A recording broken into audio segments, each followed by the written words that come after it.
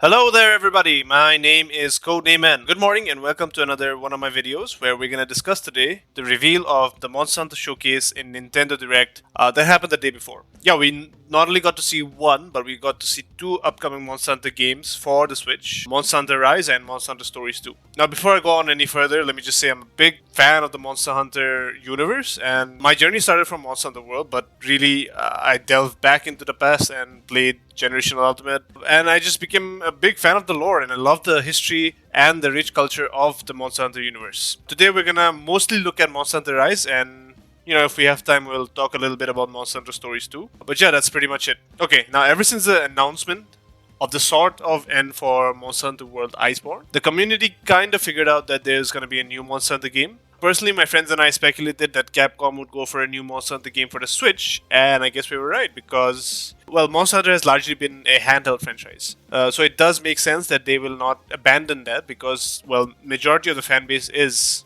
handheld focused. But yeah.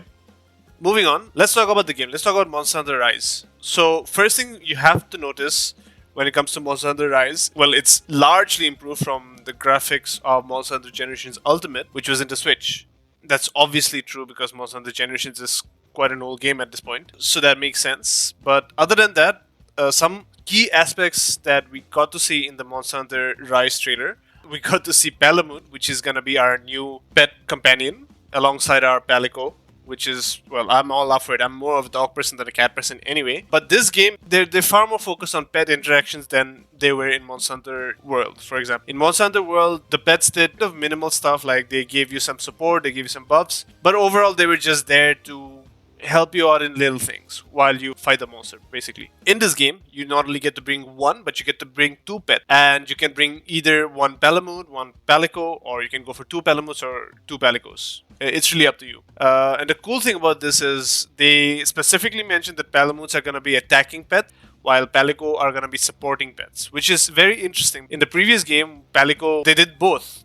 They did support and attack, although attack was very, very minimal. But they did help in both cases. But in this game, they're separating it out. One is going to be entirely attacking, the other one's going to be entirely supporting. Well, I'm just up for, having a dog as my pet, you know what I mean?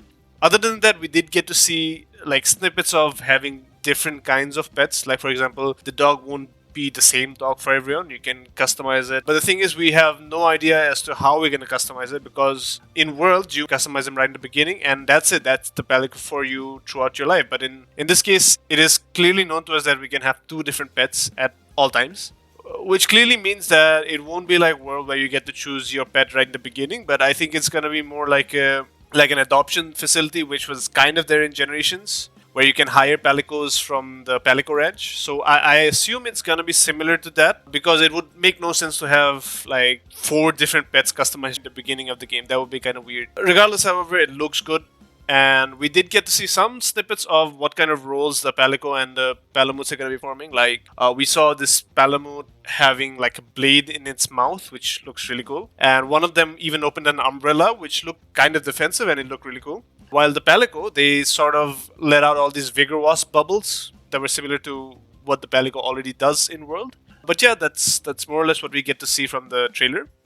Moving on from pets, we also get to see something really interesting. Oh, before I forget, actually, I almost forgot to mention this. Palamutes also act as your tail riders. Anyone who played Monster Hunter World or Iceborne will know about it because, well, we get the option to ride small monsters in that game, but in this game, we specifically get to ride Palamutes. In World, couldn't control the behavior of these small monsters, but as far as I know from Eric's video, we clearly get to control the Palamute in our own way, which is kind of cool because sometimes the AI of the small monsters just went haywire, you know what I mean? Regardless, this is a very cool mechanic. I like it. All up for tail riders and fast movements. So yeah. Moving on, we get to see a very interesting mechanic of the game, which is called the wire bug. Now in Iceborne, we were introduced to Clutch Claw, which is honestly one of the coolest things ever. I love the fact that that is kind of integrated into Monster Hunter Rise because Clutch Claws honestly made the game very fluid in Monster Hunter World. So Wirebug kind of seemed like a better version of the Clutch Claw because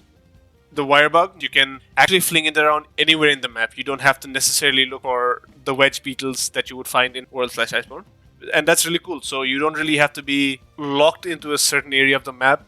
You know what I mean? And this also provides a lot of verticality to movements, which was not necessarily absent from Iceborne, but it was kind of limited, I would say. Wirebug kind of helps you move around the place a lot more than the Clutch Claw did, ever. The Wirebug also is a part of your combos, which we've also seen from Clutch Claw in Monster Hunter World Iceborne.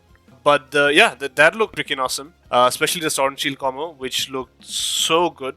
It basically looked like a Beyblade, man, or a Kusarigama that the ninjas use, from Nioh or Nioh 2. There was also the very cool Greatsword attack where player swings forward to attack the monster, but the monster is coming, so he dodges back and he charges with his Greatsword to do a mounting attack, which is very cool. And that is something that I really like. That's not something you could do in World or Iceborne. It kind of makes me feel like we're gonna have a lot of mobility while in air, which we did not have in World. But yeah, I'm all up for it, man. It looks very, very good.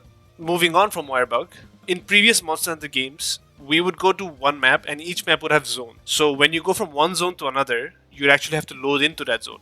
But in Monster Hunter World and Iceborne, they changed that entirely by making the map seamless. So you could go from one zone to another. I'm glad to see that they carried it over to Rise, and it's really fascinating to see what is possible, because now we also get the Wirebug, which helps a lot in verticality, which we didn't have before. Another thing that I noticed is, well, you can pretty much grapple onto anything and climb anything, which is very nice. You're not stuck to the conventional vine climbing and other stuff like that. But yeah, this is really cool. I'm also kind of interested to know how you can use the environment in fights, because in World and Iceborne, you could use the environment to your benefit as much as possible. Moving on from the environment, we get to also see some new monsters and some returning monsters. I will actually not talk about the new monsters because I feel like that is something that we don't know much about, and I think a lot of people out there would just like to be more surprised by looking at the new monsters than actually like me talking about it right now. So I'll just completely skip that over. Let's talk a little bit about some of the returning monsters. Now, the returning monsters that we got to see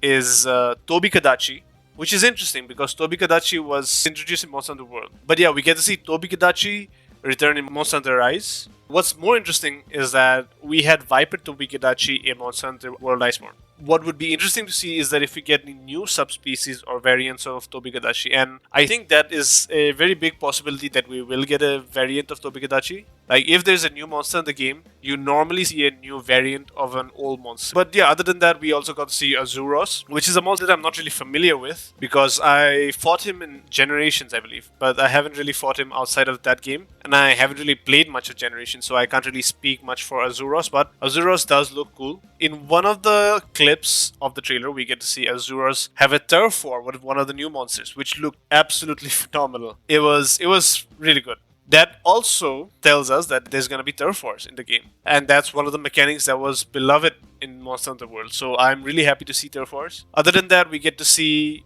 the main character wear Nargacuga armor. So it kind of implicates that Nargacuga is going to be there in the game. And we also get to see the village, which is the Kamakura village, if I'm not wrong. Yeah, it looks really cool. It looks like a good hub. The characters are actually talking in this game, which was not something we would see in Monster Hunter Generations Ultimate. So I'm really happy that they implemented all of these mechanics in this game. Overall, I'm just excited to play Monster Hunter Rise, and it looks like a really good game in the making, and it's not really that far away. It's coming on the March 26th, 2021. So I'm just super excited to play it and really looking forward to it. And I think the entire Monster Hunter community is really looking forward to this game. But yeah, that's pretty much what I had to say about Monster Hunter Rise. Other than that, there's not really much to talk about. We got to see Monster Hunter Stories 2, Wings of Ruin. Now, I haven't really played the first story game, but I do know that it's kind of like Pokemon because one of my friends played it and he told me about it. And it's like a really interesting game where you actually get to mix and match between monsters, which is kind of cool. Well, I'm not really aware of what happens in Monster Hunter Stories, so I shall not even try to talk about it because, yeah. All I can say is I'm definitely gonna get Monster Hunter Stories 2 as well and play that, but I'm definitely more excited about Monster Hunter Rise. Other than that, we do have a confirmation that there's gonna be some kind of interaction between Monster Hunter Rise and Monster Hunter Stories 2, and if you get both the games, you kind of get benefits in both the games, which you would not get otherwise. And yeah, we can look forward to that. Maybe there's some story elements as well, which goes from one game to the other. And Monster Hunter Stories 2 is coming out on the summer of 2021, which is also not that far away from Monster Hunter Rise. So overall, it's just a really good time to be alive if you're a Monster Hunter fan, and really look forward to all the games that are coming out. Hopefully you guys enjoyed this video. This video isn't scripted at all. I'm just talking about what I feel about the game and what I want to see in the game. So I hope you guys like my video. If you do like this video, subscribe, like, share, all the regular stuff really. And yeah, see you guys later. Have a good day.